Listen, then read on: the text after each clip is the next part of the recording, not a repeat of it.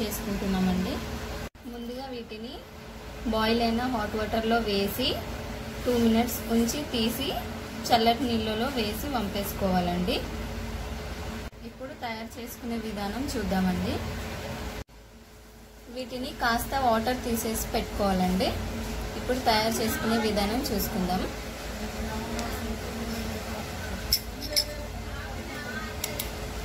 సరిపడా గరం మసాలా,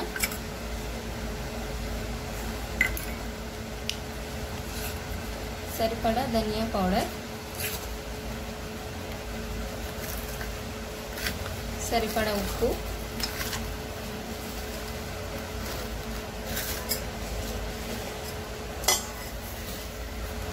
సరిపడా పసుపు,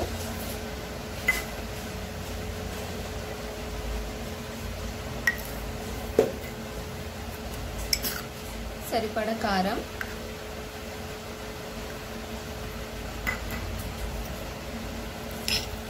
కాస్త అల్లం వెల్లుల్లి paste,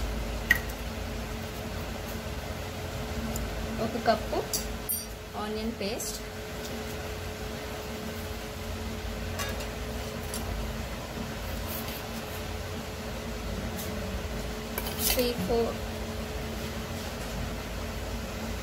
4 table spoons rice powder,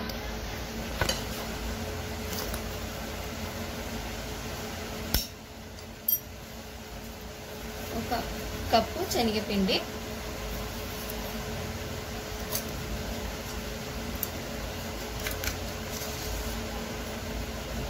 కాస్త వంట సోడా వేసి కలుపుకోవాలండి.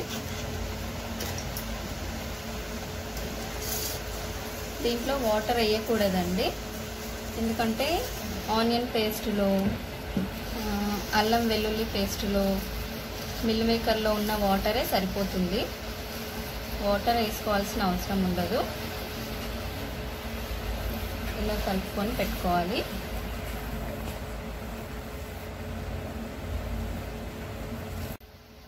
ఇలా కంప్లీట్గా మిక్స్ చేసుకోవాలండి బాగా. ఇప్పుడు వీటిని డీప్ ఫ్రై చేసుకుందాం.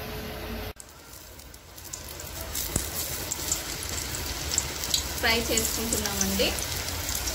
బాగా ఫ్రై చేయకూడదు, ఎందుకంటే బ్లాక్ అయిపోయే ఛాన్స్ ఉంటుంది. సో లైట్ బ్రౌన్ కలర్ వచ్చే వరకు ఫ్రై చేసుకోవాలి. ఓకే,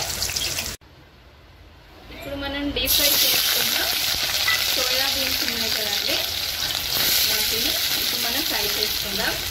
ఒక 4 పచ్చిమిర్చి తీసుకున్నాను, 1 ఆనియన్ తీసుకున్నాను. వీటిని బాగా ఫ్రై చేసుకోవాలి.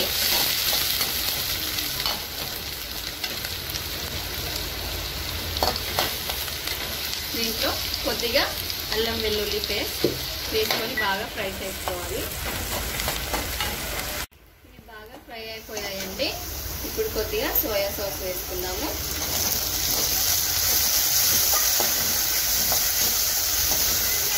కొద్దిగా రెడ్ చిల్లీ సాస్ వేసుకుందాము.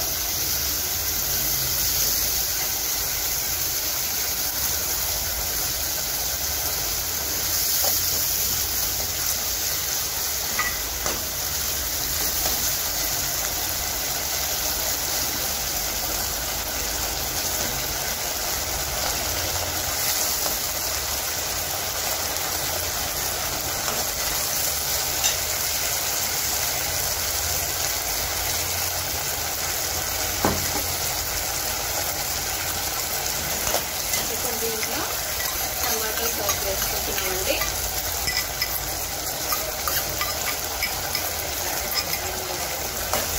ఇది కొద్దిగా ఫ్రై కావాలి.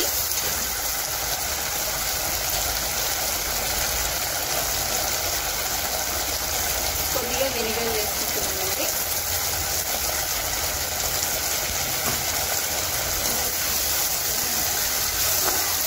ఒక చిన్న మూతతో వేసుకుంటే సరిపోతుందండి వెనిగర్.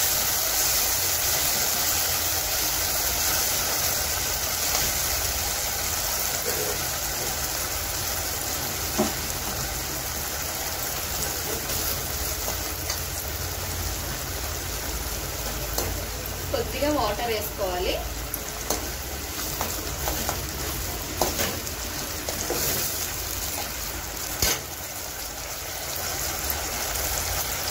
కొద్దిగా టేస్ట్ కోసం సాల్ట్ వేసుకోవాలండి.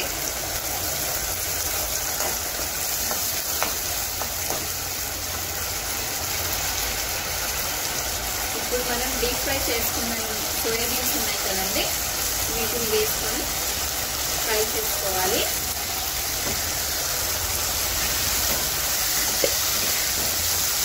ఒక 5 minutes వరకు ఫ్రై చేసుకోవాలండి బాగా. మన సోయా మంచూరియా రెడీ అయిపోయిందండి. మీకు ఈ వీడియో నచ్చినట్టయితే లైక్ చేయండి, మా ఛానల్ని సబ్స్క్రైబ్ చేయండి.